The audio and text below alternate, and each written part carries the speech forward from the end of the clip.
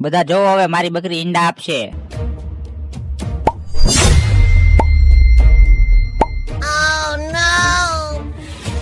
બધા આંચું ફાડીને જોવો, આ ઈંડા મારી બકરીએ આપ્યા છે.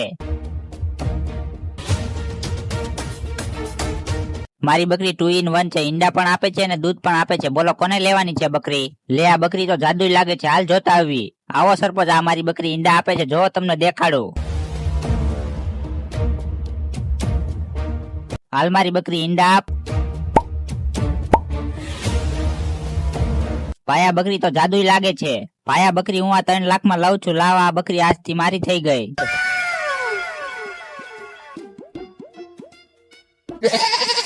ભાઈ જો, હું તમારી હાટુ ઈંડા આપે એવી બકરી લાવ્યો છું.